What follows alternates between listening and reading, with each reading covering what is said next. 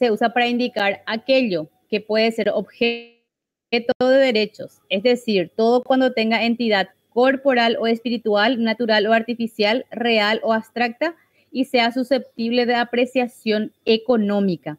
¿Qué significa esto de apreciación económica? Que se le pueda poner un valor monetario. A eso se refiere. Las cosas se dividen en cosas muebles e inmuebles. También tienen otra subclasificación un poquito larga que vamos a ir viendo en todas las diferentes clasificaciones. Las cosas corporales son muebles.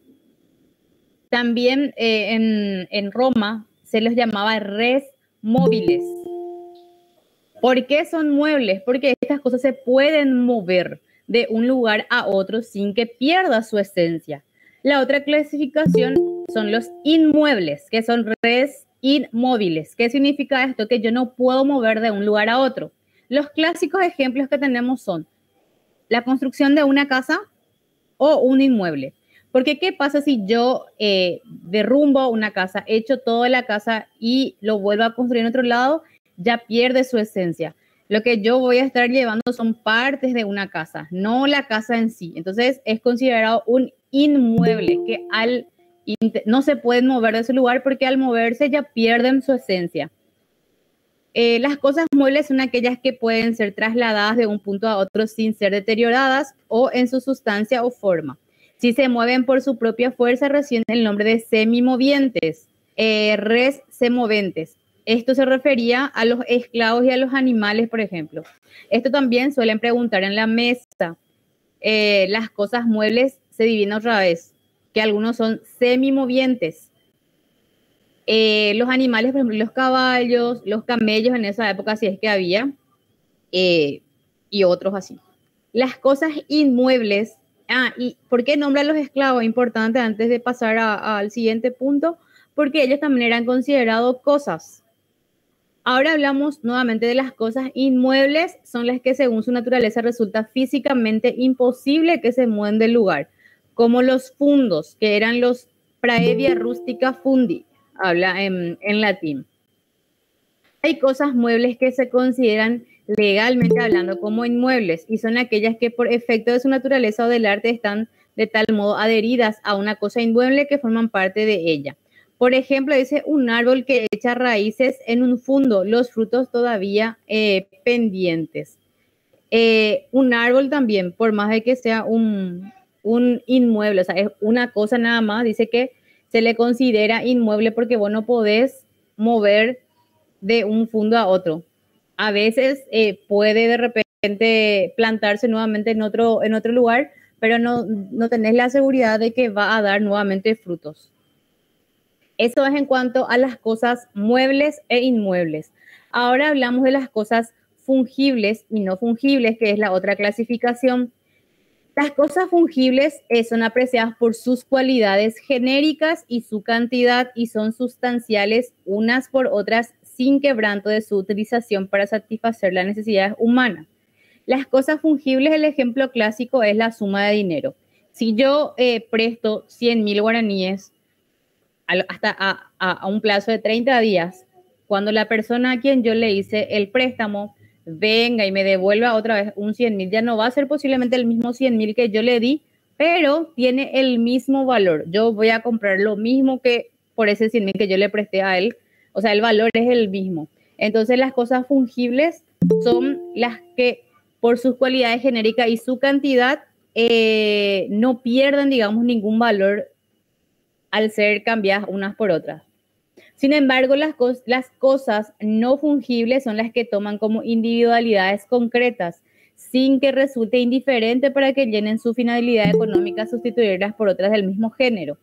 El esclavo Tisius, la casa tal situada en determinado lugar. Esto, por ejemplo, cuando es no fungible, yo no puedo cambiar, si yo cambié al esclavo Tisius, no puedo después traerle a otra persona, digamos. Las cosas divisibles e indivisibles también son medio parecidas a las cosas inmuebles. Una cosa corporal es físicamente divisible cuando, sin ser destruida enteramente, puede ser dividida en porciones reales. cada una de las cuales después de la partición forma un todo particular e independiente. Una cosa es legalmente indivisible cuando no es concebible en el derecho la idea de una parte, como sucede en el caso de las servidumbres. La servidumbre, ustedes saben que es como un camino, un paso que se da. Y eso, por ejemplo, no se puede dividir. Hablamos, por ejemplo, de las cosas divisibles. A nosotros nos daban un ejemplo un poquito más fácil en la facultad, que si vos tenés una torta y lo dividís en 8 pedazos, sigue siendo una torta. O sea, no pierde su valor. O sea, lo único que hiciste fue dividir para que le alcanza a más personas. Ahora, indivisible también era, por ejemplo, un cuadro de la Mona Lisa. Si vos dividís ese cuadro de la Mona Lisa, ya pierde su valor, ya no sirve. Y lo mismo el tema de la servidumbre, que era un camino que uno no puede dividir y decir, esta parte de la servidumbre va a ser para vos y esta otra parte para mí. Son indivisibles. Hablamos de las cosas simples y las compuestas. Las cosas simples consisten en una parte de la especie naturalmente ligadas, por ejemplo, un animal o una piedra. Son compuestas cuando un todo forma de muchas partes diferentes, por ejemplo, una casa o un buque. Bueno, las cosas simples, por ejemplo, te dice de que es un animal. ¿Y por qué es una cosa simple un animal? Porque yo no puedo, si yo le quito una pata o una oreja o un ojo, ya pierde también su valor y está compuesto, o sea, es un animal, por más de que sabemos que tiene varios órganos, tiene varias cosas, es considerado un todo, una cosa simple. La piedra también. O sea, yo no puedo dividir sus componentes fácilmente. Sin embargo, una cosa compuesta es una casa. ¿Por qué una casa es considerada una cosa compuesta? Porque está, o sea, valga la redundancia, tiene varios componentes. Ladrillos, cementos, cal, madera, para el techo tejas, para las ventanas ya sean madera o hoy en día que se usa mucho blindex y cosas así. Después hablamos de las cosas consumibles y no consumibles. Las consumibles son aquellas que para utilizarlas el hombre las consume. Las consumibles, los ejemplos clásicos son los alimentos, ya sea una manzana, el arroz. Dice, es precisamente su consumo o destrucción lo que llena a la necesidad humana. Vino y trigo también nos dan acá como ejemplo.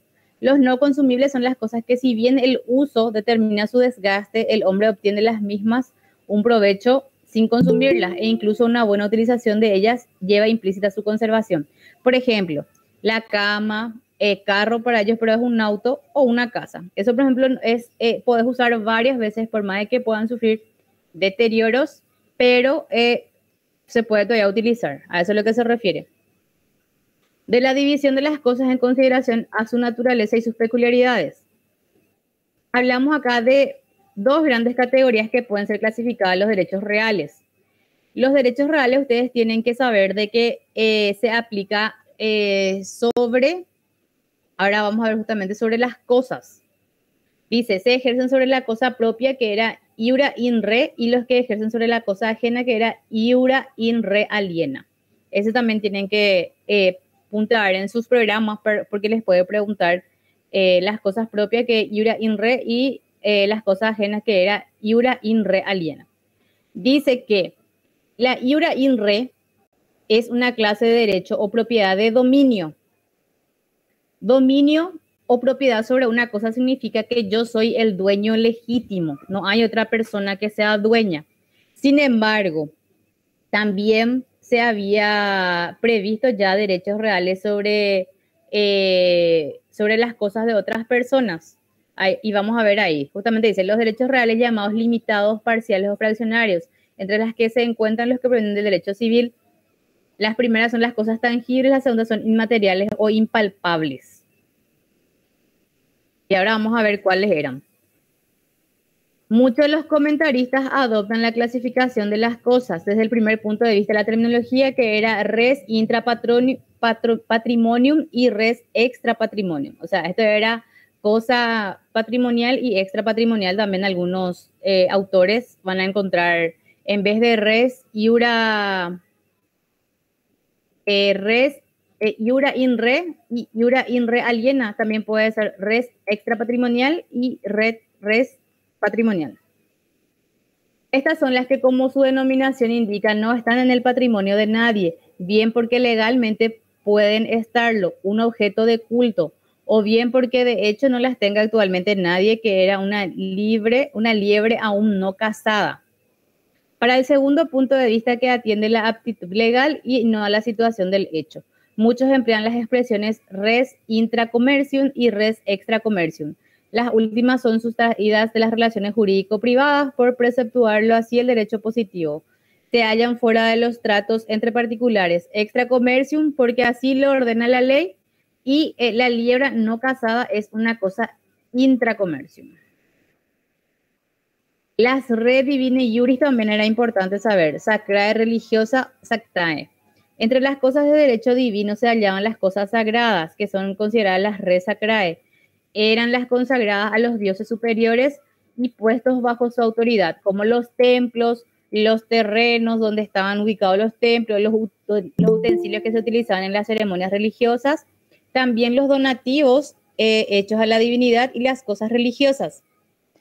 Que se denominaban res religiosae, eran las consagradas a los dioses inferiores, los sepulcros también, las cosas santas, que son rex santae, como los muros, las puertas y las ciudades colocadas bajo la protección de los dioses.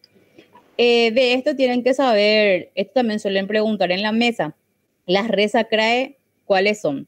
Entonces ustedes tienen que decir que las res sacrae son los templos, el terreno donde se encuentra el templo, utensilios que se utilizan en las ceremonias religiosas.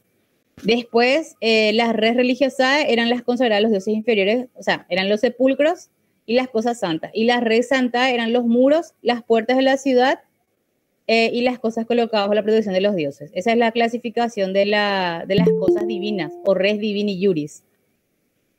Después hablamos de res humani iuris, que eran comunes publicae universitates. Las cosas humanas excluidas del tráfico jurídico se contaban entre las cosas comunes, res comunes omnium, es decir, las que por derecho natural pertenecían a todos los hombres. Por ejemplo, el aire, el agua, el mar y sus riberas, las cosas públicas, que significan res publicae, que eran las propias del pueblo y los ríos y sus orillas, los puertos, las bahías públicas, y las res universitates. Estas son las cosas que integraban el patrimonio de una comunidad, como los teatros, los foros, los baños públicos y las plazas.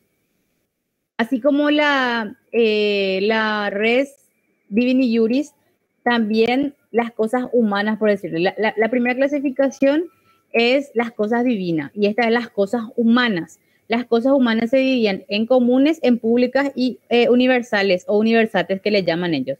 Las cosas comunes, como bien ya decíamos, o sea, como bien ya les dije ahí los ejemplos, era lo que le pertenecía en común a todo: el aire, el agua, el mar.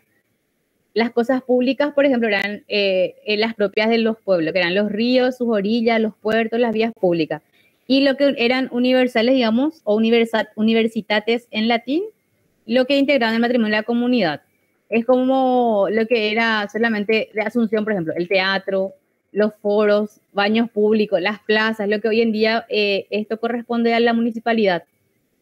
Después hablamos de la res mancipi y la res nec mancipi. La res mancipi tenía un valor para los romanos porque eran los fundos itálicos. Ayer justamente estuvimos hablando con una de las compañeras, había comentado el tema de los fundos itálicos, que en una de las partes de matrimonio se decía que el marido no podía vender. Los fundos itálicos son los terrenos, los inmuebles, por decirlo así, que se encontraban dentro de la ciudad de Roma. Y las servidumbres rústicas y de acueductos, servidumbres rústicas son las que se encontraban, digamos, fuera de Roma ya. Es lo que para nosotros están fuera de Asunción, por ejemplo, y se considera el interior ya. Después también los acueductos, los esclavos, los animales de tiro y carga domesticados, como las mulas, los asnos, los bueyes y los caballos. Todos los demás eran nec mancipi, y las mancipi constituyen el exponente de riqueza y su transmisión debía hacerse de manera solemne. Esta es la clasificación de las cosas, es un poco larga. Si es que pueden ustedes hacer su mini resumen para poder así acortar, también va a estar genial con todo lo que estuvimos viendo.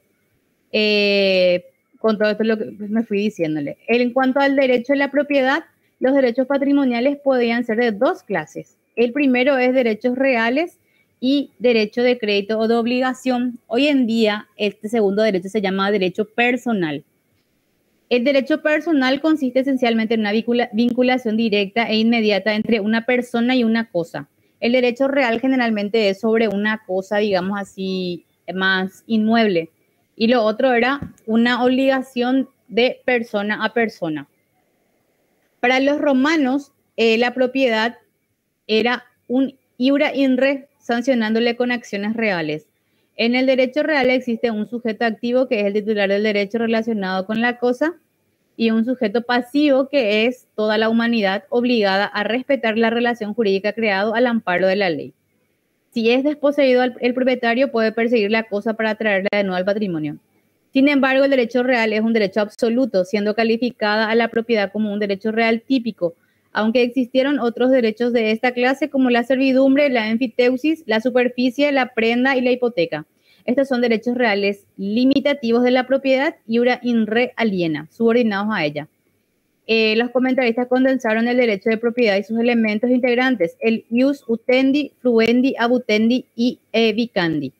Ius utendi o usus era el derecho que tenía el propietario de servirse de la cosa y obtener las ventajas. Después vamos a mirar también un poquitito de cada uno de ellos.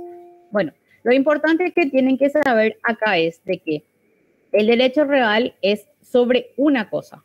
Sin embargo, el derecho de crédito es esa obligación que se tiene con otra persona. La propiedad de los elementos ius utendi, ius fruendi, abutendi y vicandi también lo que vamos a ir mirando un poquito más abajo que tenemos. A ver si en este está, si no voy a mirar en mi diapositiva para explicarles un poco más. Profe, ¿qué bolilla estamos dando? Buenas tardes. A ver, acá, a mirar si es que tengo esta bolilla de...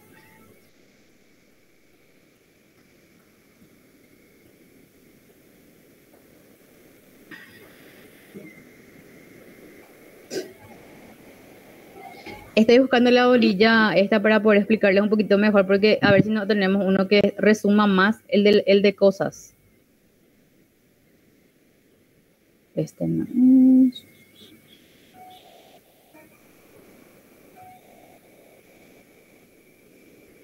Esta sería la forma de adquirir las propiedades entre 17, 18 y 19 creo que era. O 16, 17, 18.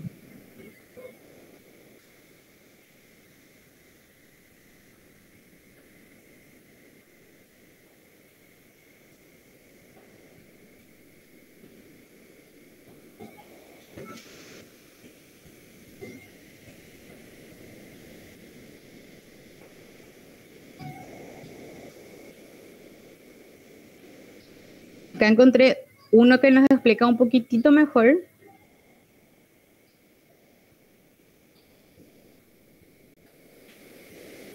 Acá estamos entonces en derechos reales, aquellos que regulan la relación entre las personas y las cosas. Los derechos personales permiten a una persona exigir a otra el cumplimiento de la obligación. ¿Qué es el derecho real? Entonces es aquella que reclamamos la cosa nuestra al otro que posee. Y la personal, sin embargo, es aquella que exigimos de otro lo que está obligado a hacernos o a darnos siempre que no compete contra él mismo. Acá hay un cuadrito muy interesante para que veamos la relación. Derechos reales y derechos personales. Los derechos reales regulan las relaciones entre la persona y la cosa. Sin embargo, derechos personales establece una relación directa entre dos personas. ¿Quiénes son estas dos personas? El deudor y el acreedor. ¿Cuál es el objeto del derecho real? Siempre es una cosa ya determinada. En los derechos personales tienen por objeto el cumplimiento de una prestación de dar, hacer o no hacer por parte de un tercero. Si el titular puede disfrutar de sus beneficios y utilidades, dice, sin requerir de la cooperación de un tercero. Sin embargo, en los derechos personales el cumplimiento de la obligación depende del comportamiento del sujeto obligado. Dice que también en los derechos reales son oponibles erga omnes. El titular puede perseguir a cualquiera que la haya tomado su poder. Sin embargo, el acreedor solo puede exigir al deudor que cumpla con su obligación de satisfacer una prestación determinada. Los derechos reales tienen una función económica en general más estable porque tienden a la perpetuidad. ¿Por qué dice la perpetuidad? Porque generalmente es sobre un inmueble. Un inmueble difícilmente se deteriora, a no ser que esté cerca de algún río y que esto se inunde, que también después puede pasar. Entonces, y dice, los derechos personales, sin embargo, son siempre temporales, aun cuando puedan tener larga duración. Las obligaciones, por ejemplo, un pagaré, por ejemplo, si alguien me debe a los 4 años, por ejemplo, si yo no inicio ninguna acción, ya pierdo el derecho de cobrar. Por eso dice que en cuanto al tiempo da también esa comparación. Los derechos reales pueden ser adquiridos por el transcurso del tiempo. El derecho personal dice el transcurso del tiempo es el factor de extinción de los derechos personales. En derechos reales, su disfrute no se extingue porque es permanente. En derechos personales se extingue cuando la obligación es satisfecha.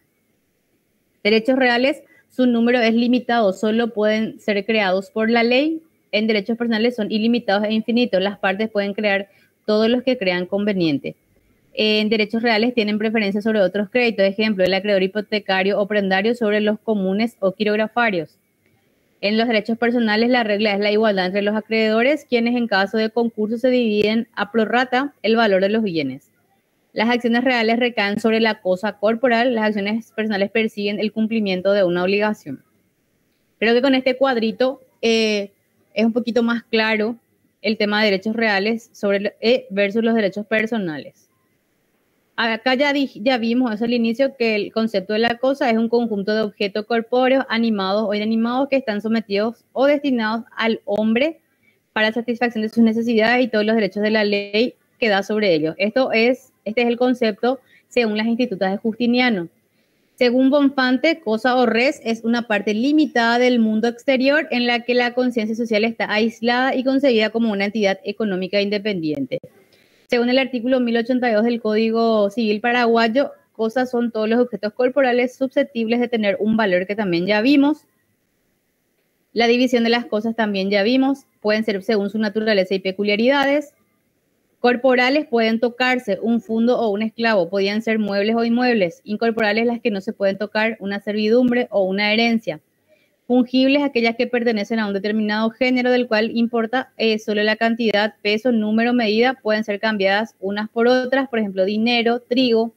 No fungibles, dice, las que se aprecian por sus características especiales con individualidad propia y distinta, por ejemplo, una obra de arte.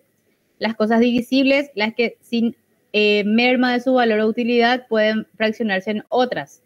Al dividirse, las partes resultantes deben poder conservar su valor proporcional en relación con el todo y mantener su sustancia originaria. Por ejemplo, una barra de metal o un fundo.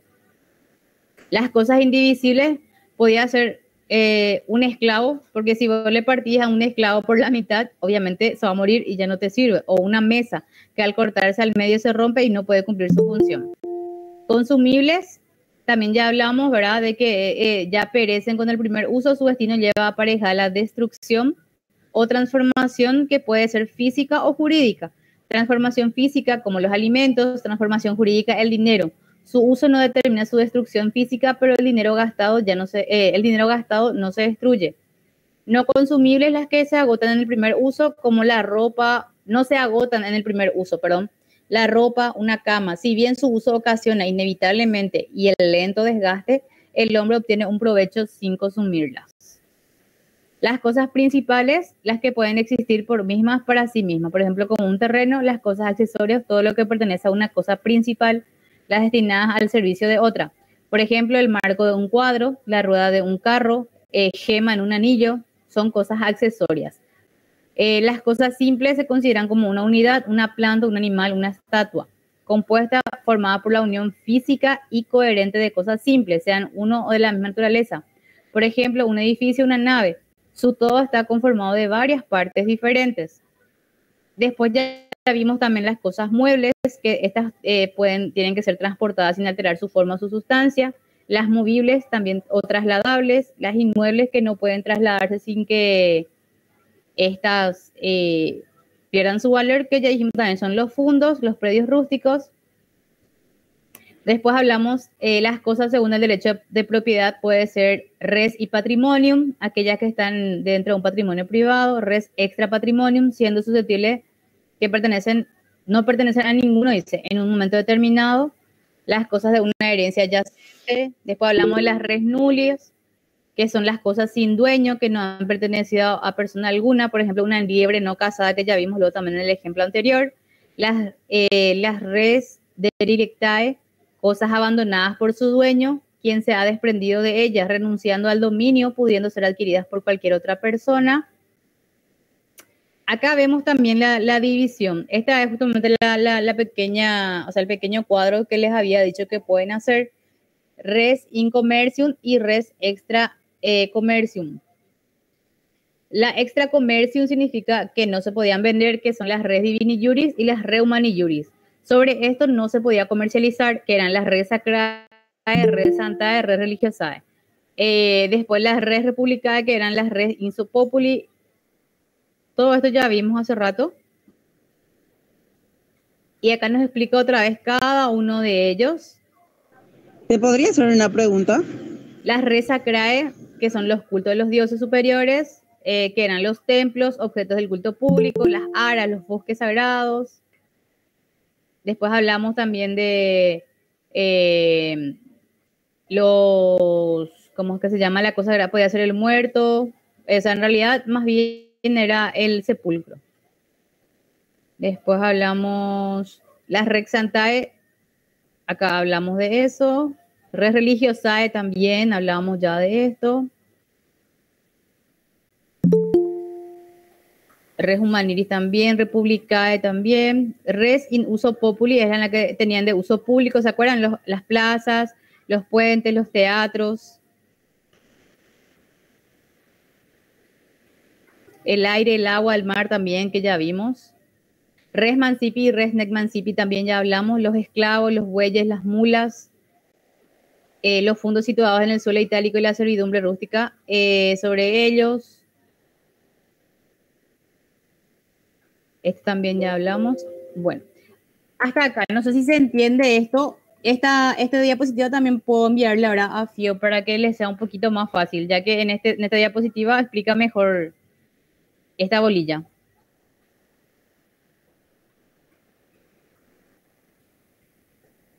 Ahora vemos. Bueno, continuamos entonces con nuestro resumen. En la diapositiva no hablaba de la propiedad quiritaria y en el programa sí les pide. ¿Qué es la propiedad quiritaria? Esta fue regulada por el ius civile y contó con la tutela legal de la reivindicatio.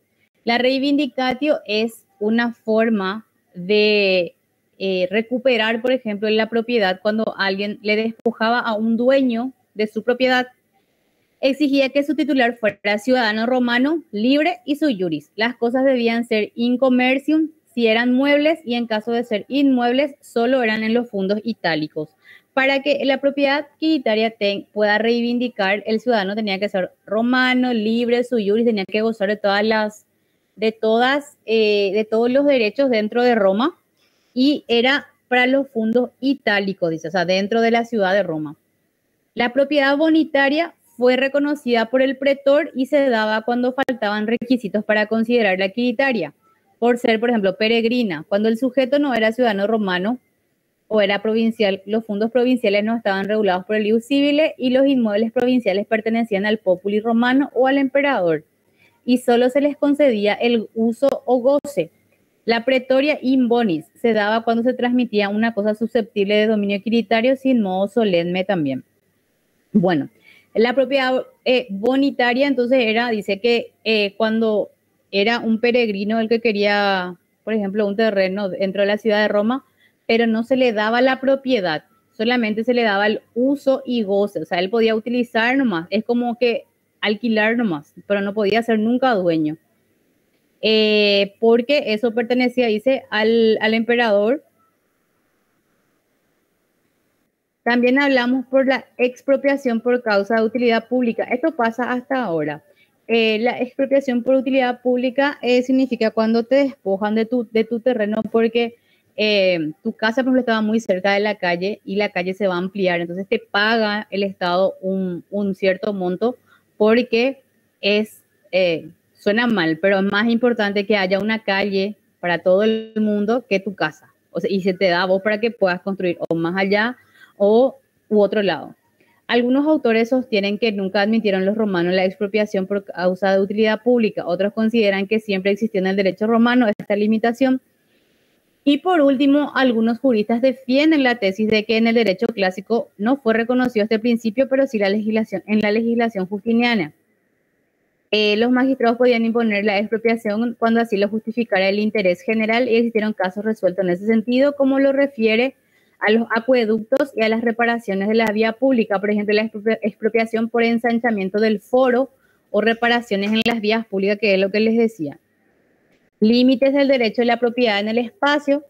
En Roma, como consecuencia del carácter que tenía la propiedad, el derecho del propietario se extendía por encima y por debajo del inmueble hasta el infinito. Sino de Pistoia, ¿se acuerdan que era uno de los glosadores? Lo expresa así: el propietario tenía derechos por encima del suelo y hasta el cielo, supuestamente, según ellos, ¿verdad? Y por debajo es hasta el infierno. Se admite que el límite está marcado para el uso normal y del fondo, de acuerdo con su destinación en un momento dado. La mina le pertenecía al propietario exclusivamente, pero después se admitió que un tercero podía disfrutar del subsuelo, pagando una décima parte al fisco y otra al dueño. Después hablamos de la copropiedad. ¿Qué significa la copropiedad? Es cuando más de una persona tienen la propiedad de una cosa. Dice justamente acá, es la particular situación jurídica en que dos o más personas tienen en común la propiedad de una cosa. Configura lo que los modernos llaman copropiedad o condominio. Esta comunidad podía ser voluntaria o incidental. En el arcaico consortium, que a la muerte del pater familia se formaba sobre los bienes heredados que permanecían indivisos entre los hijos. Cada uno podía disponer válidamente de la cosa común como si fuera un único propietario. Ulpiano sostenía que no puede ser de dos íntegro el dominio o la posesión, ni cualquiera ser señor de parte de la cosa, sino que tiene en parte el dominio de la cosa sin dividir. En el derecho clásico, cada comunero ejercitaba pro parte sus facultades y si tenía absoluta libertad para disponer de su cuota ideal. Sin embargo, para los actos que pudieran repercutir directamente sobre la cosa común, era menester lograr el consentimiento de todos, como si se tratara de enajenar el bien, grabarlo con usufructo, establecer una servidumbre, etc. Bueno, en Roma, ¿cómo existió la copropiedad?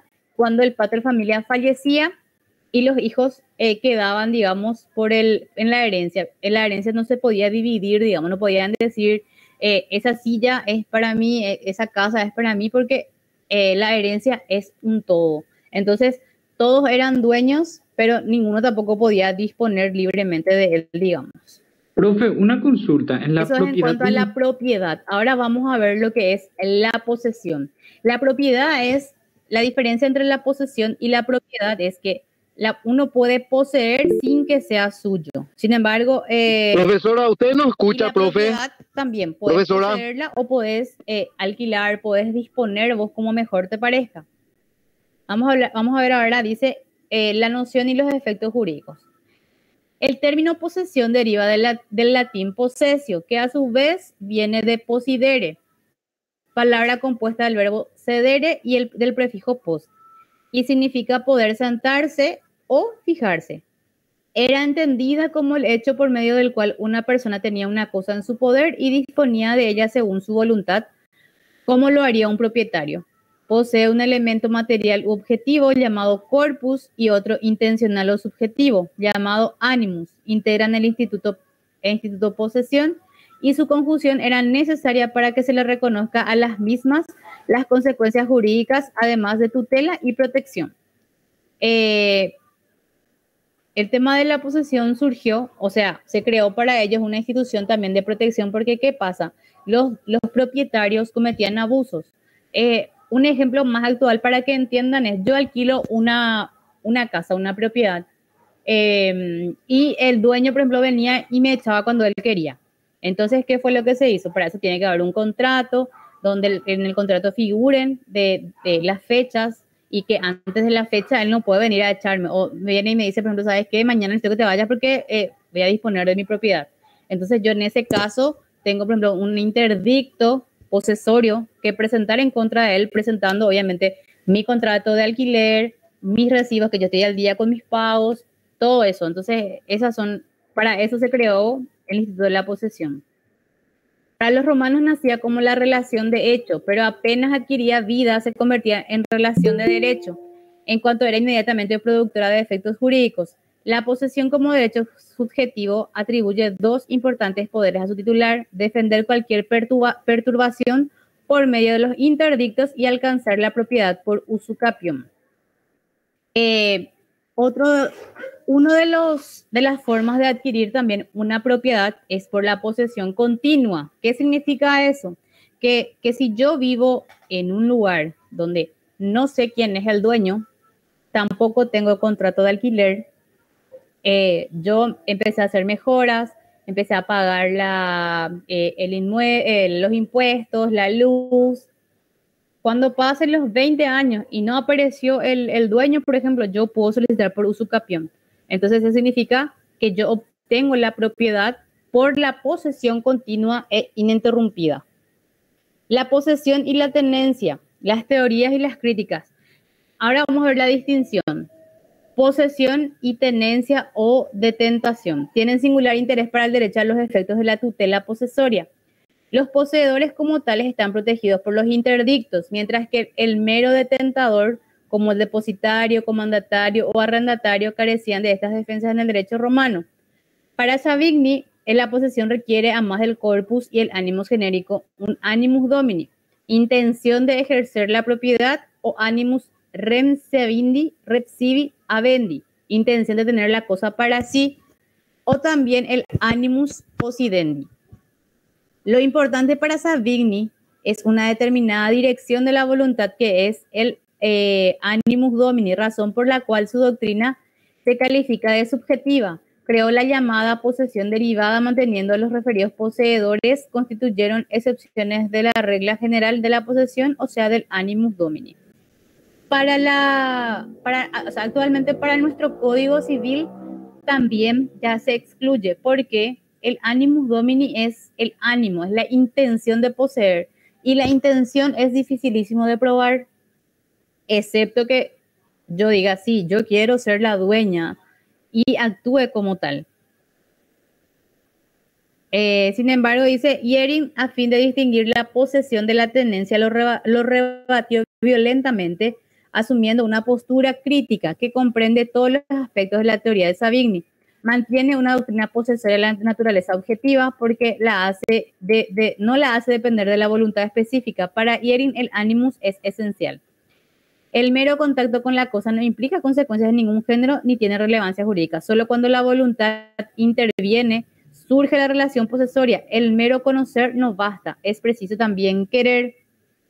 Bueno, acá uno de ellos decía de que el ánimo de querer nomás no valía, sino tenía que ser tener ya la cosa también. Esa es la diferencia. Y la diferencia, como les decía, el posesorio es el que tiene por varios tiempos. El tenedor puede ser un pasamano. O sea, yo tengo hoy un celular y me pasan nada más y ya le doy otra vez. Pero poseer, por ejemplo, estoy alquilando una casa y yo poseo esa casa mientras dure mi contrato de alquiler. La clasificación, hablamos de la posesión justa e injusta. La posesión era justa cuando el poseedor lo había adquirido de acuerdo al derecho, es decir, no lo había obtenido respecto de un poseedor anterior por violencia, clandestinamente o por concesión precaria. Nec vi, nec clam, nec precario. En latín son sus denominaciones, en cuyo caso se estaba en presencia de la posesión injusta, viciosa. La posesión justa entonces tenía que ser obtenida, dice, sin violencia, sin clandestinidad y sin ser precaria. Si eran de esta forma, eran consideradas injustas y viciosas. Si se posee por violencia, cuando se ha expulsado por vías de hecho al antiguo poseedor a fin de poseer uno mismo, esa es, por ejemplo, violencia. Si vos te vas y le expulsás a la persona y vos entrás, es violencia. Clandestinamente es cuando se obtiene la posesión de un modo furtivo o usando también violencia, puede ser robo. Se posee precariamente cuando por medio de petición se ha obtenido la concepción del uso de la cosa a condición de devolverla al primer aviso del concesionario. Y acá vemos que la precaria es cuando vos pedís algo en forma prestada y no la devolves. También podía ser de buena y de mala fe. La posesión de buena fe es cuando el poseedor tiene motivos plausibles para creer que posee legítimamente. Y es de mala fe cuando conoce su poder sobre la cosa poseída, no está respaldado por derecho alguno. La posesión de buena fe era necesaria para la usucapión. La buena fe también es muy difícil de probar porque supongamos de que yo sé quién es el dueño del terreno que estoy poseyendo, pero yo no tengo contacto con él. No le hablo, no le digo, che, yo estoy en tu terreno. Entonces ahí sí se puede malinterpretar mi buena fe, porque yo esperándolo de que él no se entere de que yo estoy viviendo ya en su terreno, no le comunico o nadie tampoco le dice, eso podría ser también ya mala fe, por ejemplo, solo que es muy difícil de probar. Adquisición y pérdida de la posesión. Desde el momento en que se encuentran reunidos los elementos, habrá adquisición de la posesión. La necesidad de la presencia del corpus para la adquisición de la posesión no significaba que se requiriera la aprehensión real y física de la cosa, sino un hecho material que permitiese al adquiriente disponer de ella según su arbitrio. Se produce la aprehensión de una cosa inmueble y cuando se desea adquirir su posesión entra en el fundo o solamente en parte de él. Y de las cosas muebles si el poseedor las tiene ya entre sus manos, si cayeron en ellas o en sus trampas o redes, si las toma bajo su custodia. Acá hablamos de que cómo se toma la posesión. Cuando es una cosa inmueble, dice que cuando vas e ingresas en él. Y cuando es una cosa inmueble, cuando la tenés entre tus manos. Cuando habla de cayó entre sus trampas, ellos hablaban mucho de los animales que eran cazados. Ahí también ya eran de ellos.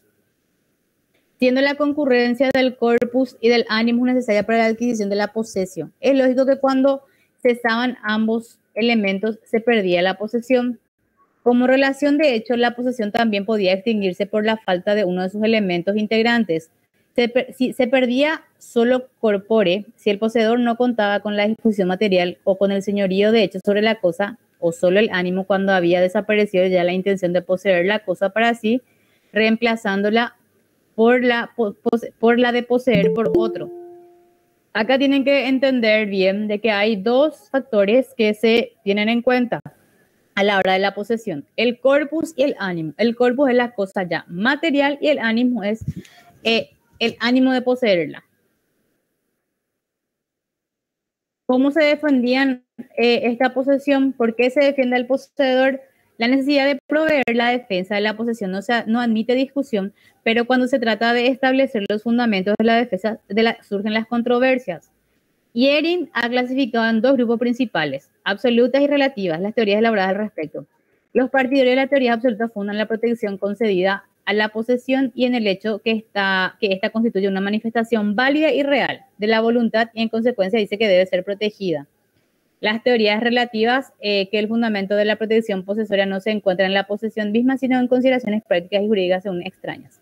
Bueno, según uno de ellos, hay que defender, dice, la parte subjetiva, que es el animus. Y el otro, acá justamente dice que hay que defender la posesión.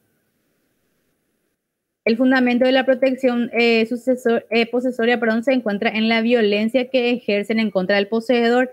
¿A qué se refiere esto? Cuando ya sea el propietario u otra persona tercera viene y con violencia te despoja de lo que estás poseyendo. ¿Cuáles eran los interdictos posesorios o acciones posesorias también que van a encontrar en el programa? Para proteger la posesión de la privación de las perturbaciones ilícitas de que pudiera ser objeto, el derecho creó los llamados interdictos posesorios.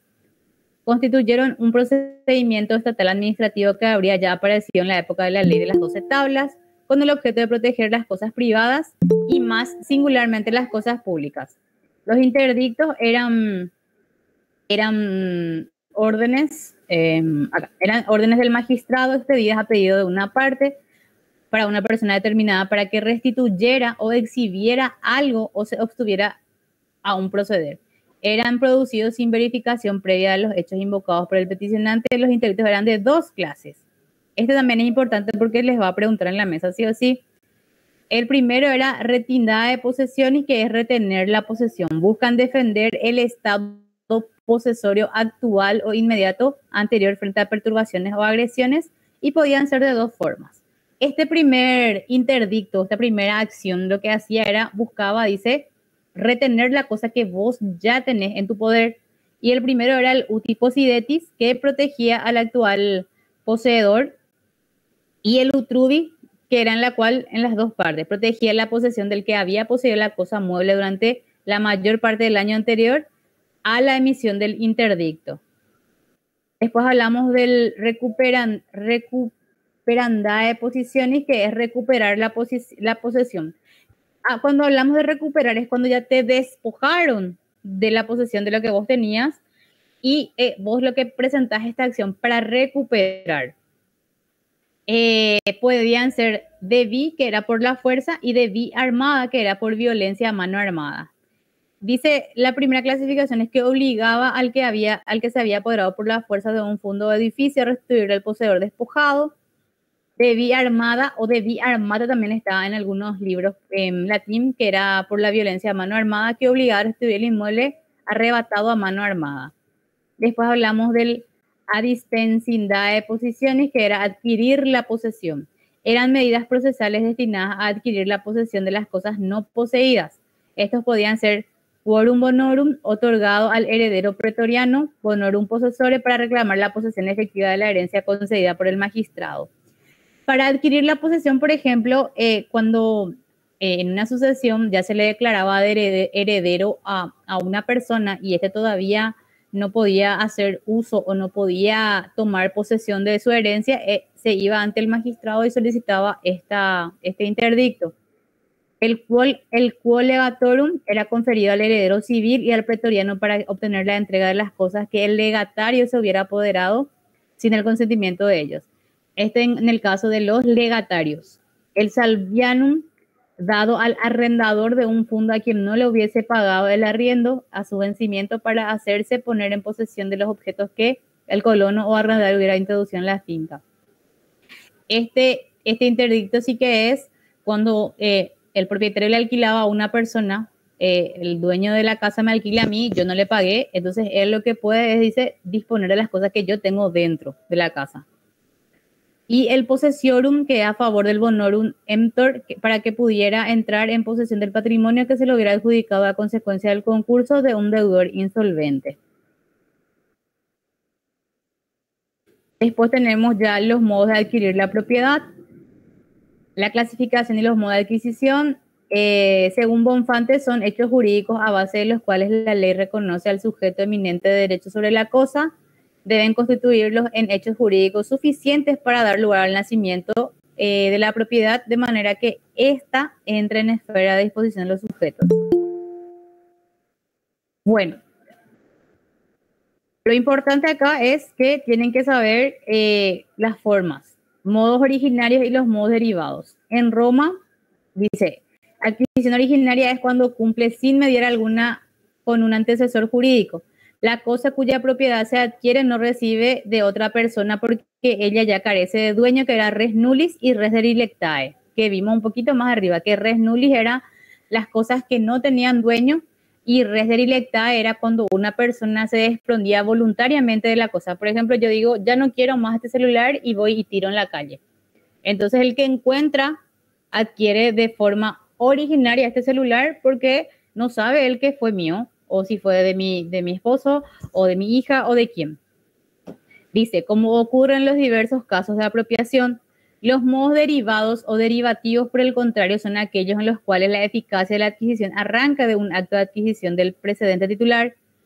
Los derivados son los que vos sabés perfectamente quién fue el dueño anterior. Eso es lo que nos está queriendo decir, y que tiene que haber una transmisión de propiedad del que antes le pertenecía a la nueva persona a la que le transfiere, como por ejemplo ocurre en la tradición, que era una de las formas en Roma.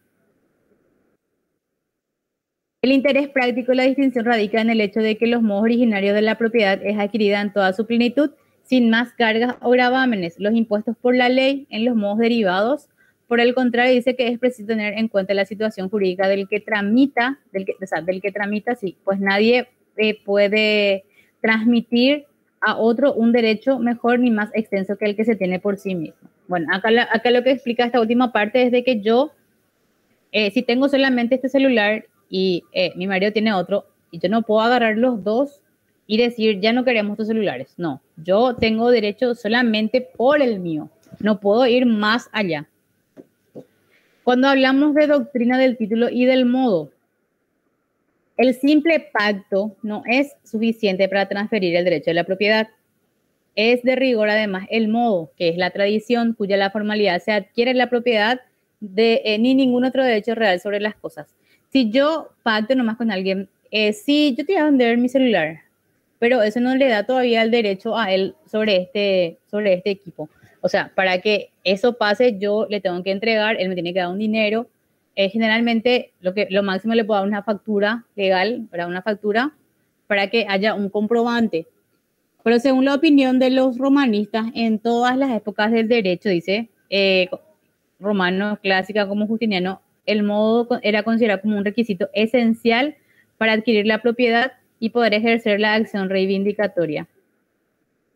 La ocupación, el concepto, consiste en apoderarse de una cosa que no tiene dueño, que es res nullis, modo de adquirir la propiedad muy importante en épocas primitivas, porque que comprendía una sociedad de vida sedentaria y una cultura avanzada.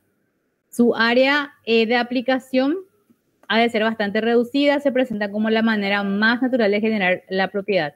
El sujeto que toma posesión, aparte de capacidad, ha de tener intención de hacer la suya la cosa, que es el animus domini. A su vez, la cosa, aparte de ser res intracommercium, ha de carecer de dueño. Esta cosa que uno se va y toma por ocupación, tenía que poder ser vendida, no tenía que ser obviamente de nadie, y tenías que tener, dice, la intención de que seas el dueño. ¿Cuál era el objeto de la ocupación? Hay que distinguir aquellas cosas que no han pertenecido a nadie, como los animales salvajes, los peces que viven en los mares, los ríos públicos de las cosas y de las cosas abandonadas. Para que una cosa se convierta en res delictae, es preciso que el propietario la deje con intención de que su derecho se extinga. Por tanto, una cosa perdida o las que se arrojan al mar por salvar la nave, que son propiamente ya cosas abandonadas, siendo imposible su adquisición por este medio legal, a eso se referían ellos también a las res delictae, las cosas que la gente se iba despojando. Se discute también entre las famosas escuelas proculeyanas y sabinianas. Los sabinianos mantenían la tesis de que el derecho real, el derecho sobre la cosa, se extingue para el dueño desde el instante del abandono. Sin embargo, los proculeyanos, por el contrario, distinguían dos momentos, el acto del abandono y el acto de adquisición de parte de un tercero. El criterio de los sabinianos fue admitido en la legislación de Justiniano. ¿Por qué fue el admitido? Porque vos no podés saber en qué momento una persona va a agarrar o va a tomar otra vez la posesión de la cosa que vos ya te despojaste. Concepto y naturaleza jurídica de la accesión.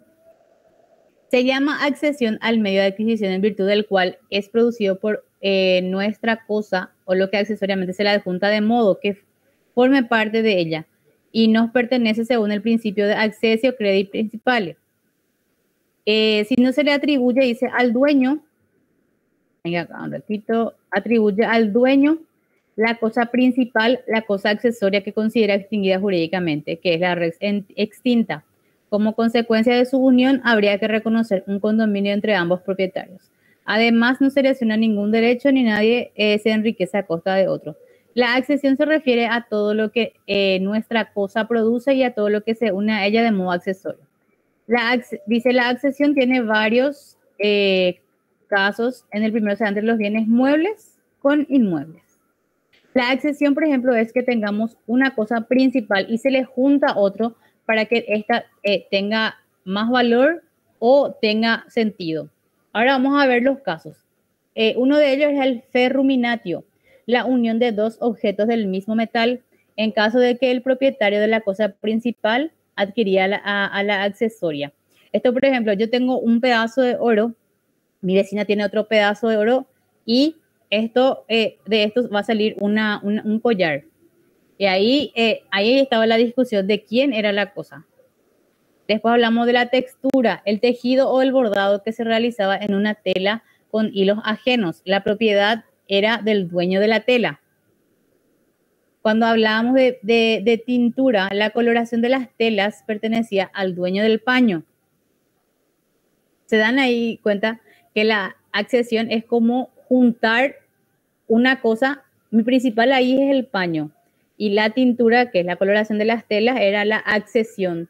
Y allí se convertía en otra cosa. O sea, el paño blanco que le llevamos a la persona que iba a pintar, al ponerle la tintura, que llamaban ellos, se convertía en un cuadro, por ejemplo, después. Si es que se mandaba a enmarcar esa pintura con tela, entonces vemos que son pinturas. Después hablamos de la escritura, la accesión de la tinta al papel o pergamino ajeno, y la propiedad era del dueño del pergamino. En cuanto a la pictura, la pintura realizada sobre lienzo o madera, y que Justiniano resolvió que la obra era superior y por tanto el lienzo o la madera se cedía al pintor. En este caso, dice que el arte era más importante que el producto en sí. Después hablamos de la adquisición de los frutos por el propietario. La accesión discreta generalmente es el derecho de adquisición de los frutos por el propietario sobre algunos y algunos actores distinguen los frutos de los productos. Los frutos es la utilidad o provecho que da alguna cosa a intervalos de periodo sin que éste se altere la sustancia de la misma. Ejemplo, lo que se obtiene de un árbol, los intereses de un capital. Estos a su vez pueden ser otra vez. Los frutos pueden ser civiles, por ejemplo, es el alquiler de un edificio. Los intereses de un capital, las rentas de una finca. Frutos naturales es lo que naturaleza produce instantáneamente. Por ejemplo, yo vivo en una casa alquilada, hay un árbol de pomelo y los frutos que da ese pomelo, yo puedo disfrutar de eso. Los industriales son los que se obtienen mediante el trabajo del hombre o el cultivo de la tierra.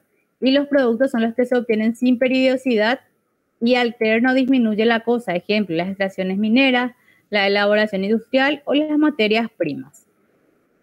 En casos de la accesión natural, en estos casos se pueden dar por aluvión o abulsión. Acá es N y acá también es N. Bueno, es un acrecentamiento que se forma insensible e imperceptiblemente en las márgenes de un arroyo o de un río. Pertenece como accesorio al propietario del terreno al que se le une.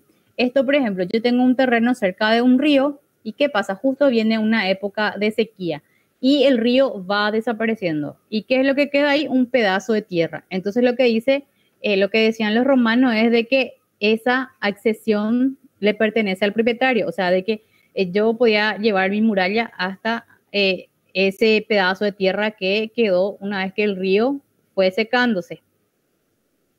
Después, justamente como dice acá, pertenece como accesorio al propietario del terreno al que se une.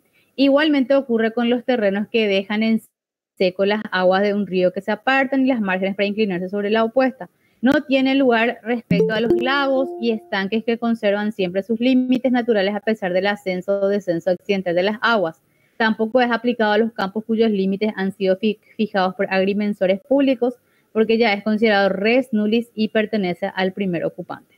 Bueno, acá está la diferencia, que si esto ya fue medido por un agrimensor público es el que se encarga de delimitar el terreno. Entonces, eso sí es res nullis, no le corresponde a nadie, le va a corresponder a la primera persona que se vaya y ocupe eso. La abulsión o abulsión, dice, se produce cuando una fuerza súbita o un río o arroyo arrastra una parte del campo, llevándola a la margen opuesta a un terreno. Esto es lo contrario.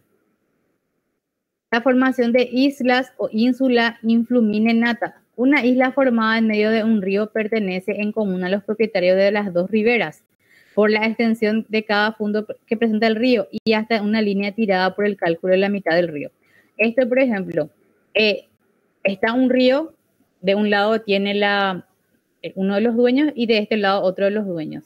Se crea, dice que en medio de estos dos. Entonces dice que les corresponde, digamos, prácticamente mitad y mitad de su lado a cada uno. Hablamos pues del lecho abandonado o alveus derelict. El terreno de un río que ha quedado abandonado, su antigua madre se divide, como el caso de la isla, entre los propietarios de los fondos ribereños de aquella. La accesión artificial se considera dentro de este tipo de accesión la cosa mueble a inmueble. La siembra, por ejemplo, la plantación, la edificación realizadas en fondo ajeno. El suelo es considerado como la cosa principal y se le aplica la regla de superficies. Acá también, por ejemplo, allá hay un terreno y vos te vas y llegas a un acuerdo con el dueño del terreno de que la mitad de los frutos de tu cultivo le vas a dar a él. Entonces, acá lo principal es el terreno, el accesorio es la plantación o la edificación que vas a hacer ahí. Si alguno ha plantado en su terreno árboles o plantas pertenecientes a otros, se hace propietario de ellas en cuanto han echado raíces, igualmente cuando se ha sembrado en terreno propio con granos pertenecientes a otro. Pero el antiguo dueño de los árboles plantados o sembrados tiene derecho a una indemnización. Por eso también de acá ya parte a veces se toma como un chiste, pero que nunca hay que construir en el terreno de la suegra, porque no es terreno, es de la suegra. Entonces lo máximo que ella te puede dar es una indemnización por los gastos que hiciste vos en la construcción.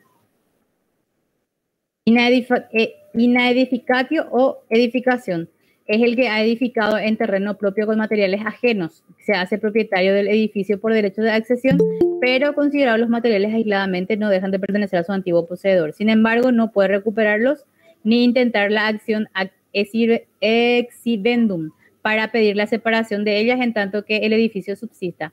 Puede reclamar el doble del valor de los materiales. Cuando es demolido el edificio, el dueño de los materiales puede reivindicarlos a menos que no haya sido indemnizado. Esto también, cuando vos te vas a construir en un terreno ajeno, dice...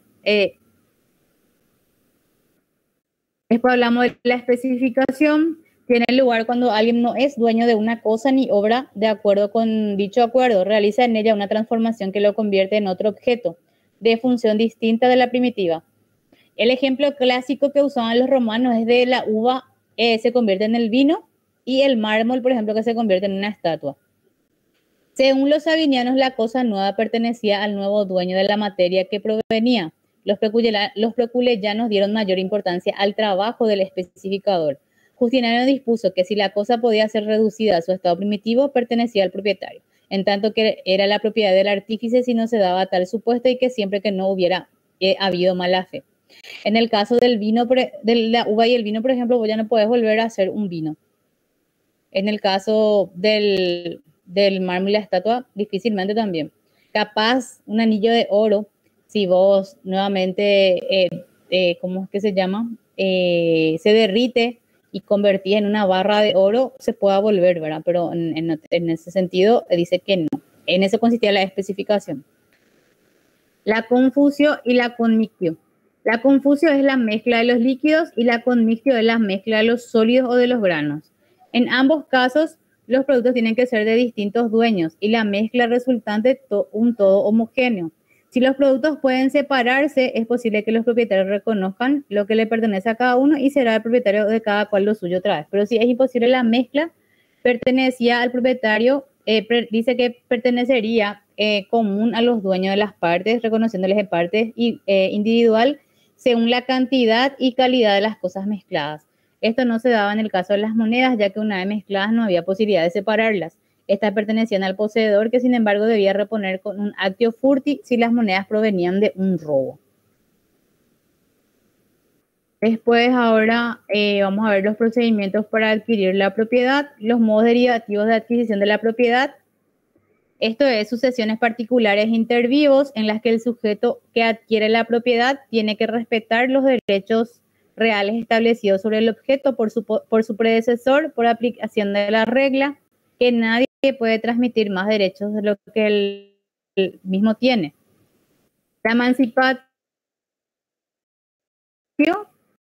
vemos que tuvo una relación estrecha con el uso en la Italia central.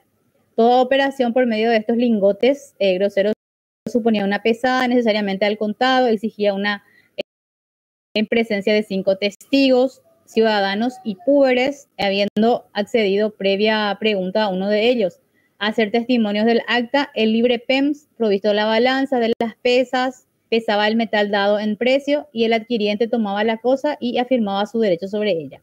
La emancipatio era una de las formas solemnes de adquirir la propiedad. ¿Y cuáles eran los requisitos? Tenía que haber un libre PEMS, una balanza, 5 testigos. Estos testigos necesariamente tenían que ser ciudadanos romanos y también púberes, dice, y también se les tenía que hacer la pregunta solemne. Los lingotes de oro o los metales se pesaban en la balanza para ver si era el precio lo que pedía el que iba a vender, y con esto se llegaba al derecho y ahí se hacía la venta. Dice, después, golpeado con un lingote sobre la balanza para fijar la atención de los asistentes, se entregaba el precio. Este ritual acredita que no había sido creado nada más que para los muebles. Cuando los inmuebles entraron en el comercio, se admitió para ello la emancipación si se entrega física e inmediatamente la cosa. Los gestos, la balanza, el lingote tenían valor de símbolos, revelando a los concurrentes el acto que se realizaba. Sirvió a los prácticos para organizar un sistema de disposiciones por causa de muerte que comprendía un conjunto de bienes, modo de transferencia exclusivo de las res mancipi, teniendo objeto de transferencia la propiedad quiritaria. ¿Se acuerdan? La propiedad quiritaria era solamente en los fundos itálicos. En el derecho postclásico, la emancipatio perdió su importancia para quedar reemplazada en la compilación justiniana por la traditio, que era el único modo idóneo de transmitir el dominio. Después vemos la otra forma, que era el in urecesio, otro modo solemne de adquisición reconocido por el derecho civil en un simulado proceso de reivindicación realizada sobre el esquema de la legis actio per sacramentum in rem, en el cual tanto adquiriente como enajenante se presentaban ante el magistrado. El primero asumía el rol de actor, reivindicaba la cosa como si fuera suya, y el segundo no se oponía. El magistrado pronunciaba la adictio, adjudicando la cosa a quien la había reclamado. Así el enajenante perdía la propiedad del bien. Solo era accesible a los ciudadanos romanos que tuvieran ius commercio, y se aplicaba también a la res nec mancipi. Se utilizó para la adquisición de res incorporales como servidumbres prediales, el usufruto, y también desapareció como un modo de transmitir la propiedad, porque ya con Justiniano sabemos que solamente utilizaron la traditio. Bueno, en este dice que también era un modo solemne, solo que el que iba a adquirir la propiedad se tenía que presentar ante el magistrado, tenía que ir a pedirle a él y también el actor, y los dos ahí daban su conformidad y así se le pasaba la propiedad. La traditio, sin embargo, es un negocio transmisivo usual y ordinario del derecho romano, lo constituyó la tradición. Era un acto no formal de derecho natural o de gente. En la época clásica era solo para las res nec mancipi, y con Justiniano pasó a aplicarse ya a toda clase de cosas. Consistía en la entrega de una cosa hecha por el propietario a otra persona, con la intención de que ésta ocupara su lugar. Una condición en las partes intervinientes sean capaces de enajenar y de adquirir, además de ser propietario, por la regla de que nadie puede transmitir más derechos de los que tiene. También la preexistencia de una casa justificativa y genera la entrega de la cosa y sirve de fundamento a la adquisición. Actuaba como justa causa la venta, la donación, dote, pago. Si faltaba, no se transmitía. Esto, por ejemplo, ya era incluso más sin demasiados actos solemnes. El que quería vender, donar, dar como dote o pagar directamente era entregar la cosa, el otro pagaba o aceptaba y ya estaba. Era más fácil. La traditio simbólica, sin embargo, dice, no se entregaba la cosa sino algo representativo. Por ejemplo, era la llave o los escritos, o bien se sustituye la entrega por la imposición de una marca. La traditio longa manu, en la que simplemente se indica la distancia del fundo cuya propiedad se trata. La traditio brevi manu, y se daba en casos de los que el adquiriente tenía en su poder la cosa, paso del dominio de finca a alguien que ya, por ejemplo, alquilaba. El constituto possessiorum es el que transfería el derecho de propiedad, retenía la cosa, dueño de la casa que traspasa el dominio, pero queda como inquilino. Esas eran las diferencias. Después hablamos de la adjudicatio, consistía en el otorgamiento de la propiedad por un pronunciamiento judicial emitido en los juicios que tenían por objeto la división de la cosa común y en los cuales el iudex, que que era el juez, atribuía a los condóminos la parte que les correspondiera, haciendo que la propiedad pro indiviso se tornara independiente e individual y que las cuotas ideales o intelectuales de los condóminos se transformaran en partes materiales de la cosa. Bueno, en términos más sencillos para que ustedes entiendan, la adjudicación lo que era que cuando había, por ejemplo, dos personas que eran dueños sobre un mismo terreno, ellos iban a pedirle al juez que esto les dividiera en partes, ya sea iguales o que uno tuviera más o menos. Pero lo que el juez hacía en este caso era delimitarle a cada uno lo suyo. Una cosa indivisible lo volvía divisible. Era división de la cosa, por ejemplo, entre los herederos. Ahora vemos lo que es la usucapión. Dice, es la agregación del dominio mediante la continuación de posesión por el tiempo determinado por la ley. Esto es lo que les había comentado desde hace rato, ¿verdad? De que si una persona tiene durante mucho tiempo la posesión de un inmueble y no tiene dueño o no se sabe quién es, la persona puede adquirir el dominio sobre esta.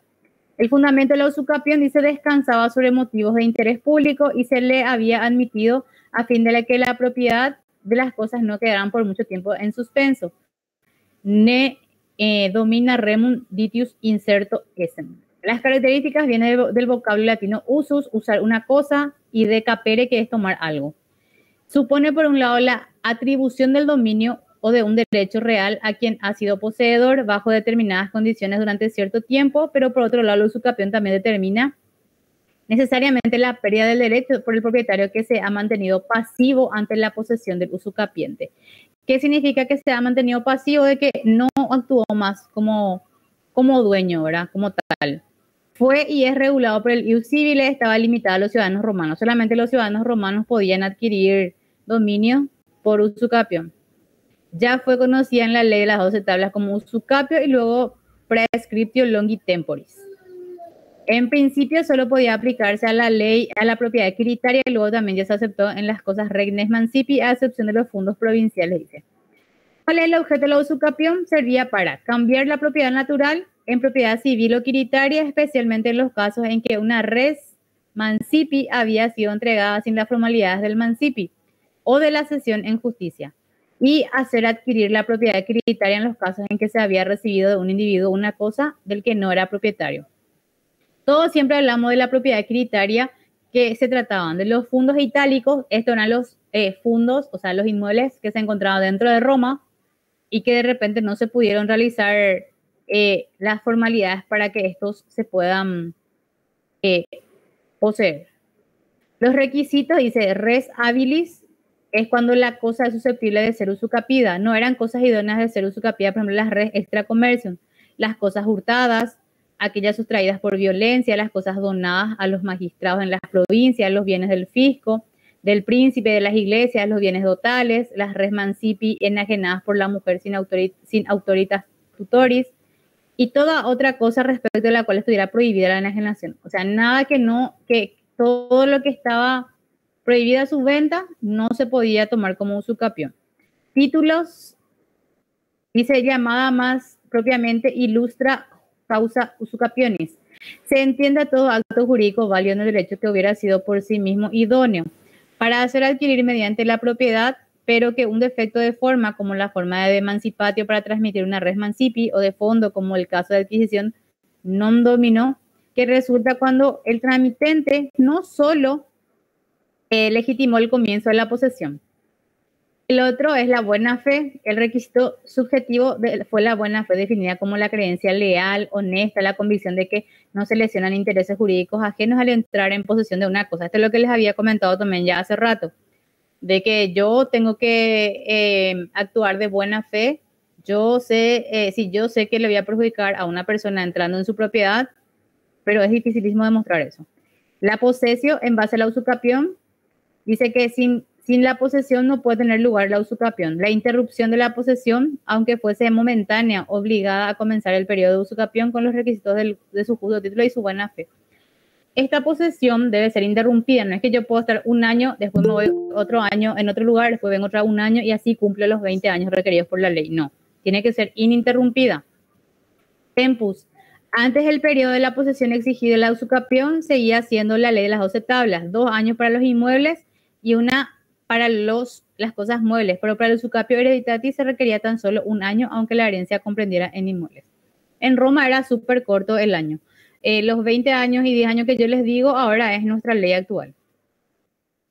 La clasificación, la liberatoria dice, cuando la propiedad está gravada por un derecho real limitado, por ejemplo el usufruto, es posible liberarla del gravamen por medio de la usucapión, usucapio liberatoria, usucapio libertatis. En defecto, la usucapión de este caso no deja de ser un efecto atributivo. Al producir la liberación del gravamen, atribuye un mayor contenido de facultades a la propiedad con la correspondiente extinción del derecho real limitado que la grava. Admitía 2 modalidades. Puede servir para que el titular de un derecho real gravado lo libere del gravamen o para que quien no es propietario adquiera la propiedad, la libre de carga. La usucapión liberatoria es como toda usucapión, no hace falta posesión de la cosa gravada en concepto del titular de un derecho. Ejemplo, era la propiedad libre del gravamen. Esto no es tan importante. En la legislación de Justiniano, luego de que el emperador haya abolido la antigua división de las cosas en mancipi y nec mancipi, dice que los fondos itálicos y provinciales, la propiedad civil y natural, confundió la usucapión con la prescripción a largo plazo de una sola institución, en una sola institución. En los muebles, por ejemplo, se conservó la usucapión con 3 años de posesión y con los inmuebles exigió ya una posesión de 10 a 20 años de buena fe y justo título. Esto es lo que se trae hasta nuestros días.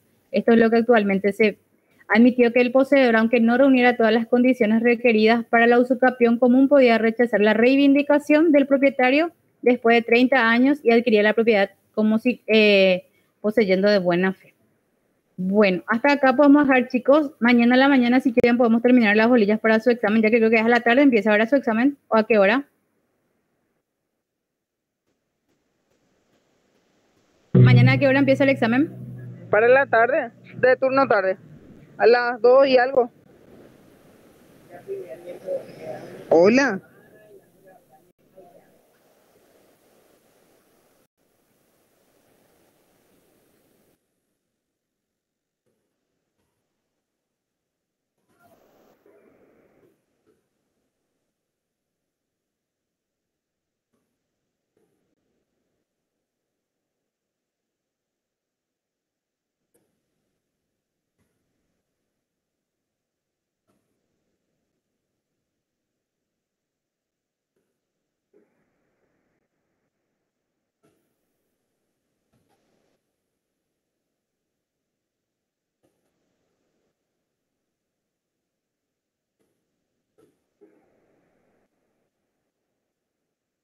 Pena porque quería terminar con ustedes a la mañana las últimas bolillas que nos faltaban para que puedan rendir bien.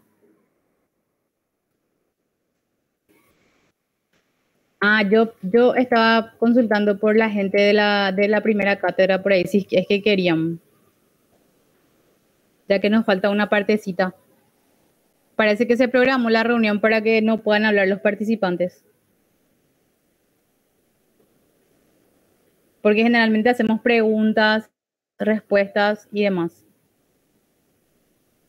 Bueno, cualquier consulta o duda, igual estoy, sí, o me contactan a través de FIO. Que tengan buenas noches y mucho éxito mañana para su examen, chicos. Gracias por la atención.